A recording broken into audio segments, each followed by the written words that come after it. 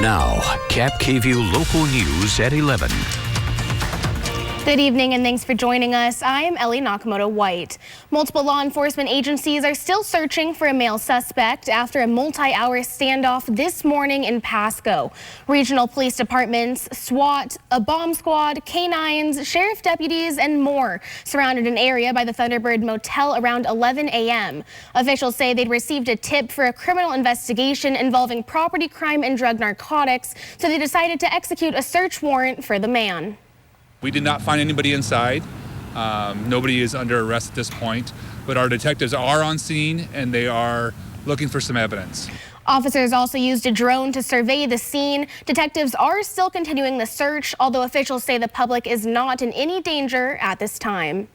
We told you last night about the CDC's sudden decision to cut the recommendations for how long you have to stay at home after you test positive for COVID-19. But now there's some serious backlash. The CDC says that if you test positive but you don't have any symptoms, you only have to isolate for 5 days. Officials say that you're most contagious during the first few days, and after that, wearing a mask should be enough to stop the spread. If you are asymptomatic and you are infected, we want to get people back to the jobs, particularly those with essential jobs, to keep our society running smoothly. This is not the time to be lessening. Our staffing concerns have not been addressed, and measures like this will make it worse instead of better. How they are going to implement this to make sure that it is only for people who are asymptomatic who are coming back to work, so that people are not forced to come back to work when they're still sick.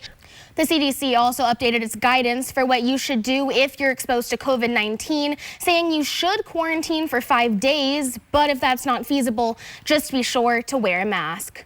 Well, we're about to get a better warning when big medical bills are on the way. The No Surprises Act kicks in New Year's Day. So if you have insurance and you have to go to the doctor or the emergency room, but there's no in-network option available, you'll be able to get out-of-network care for the same price. There are some exemptions, but your insurance company will have to give you a heads up if you're about to get medical care that's going to cost more than you'd expect under your plan.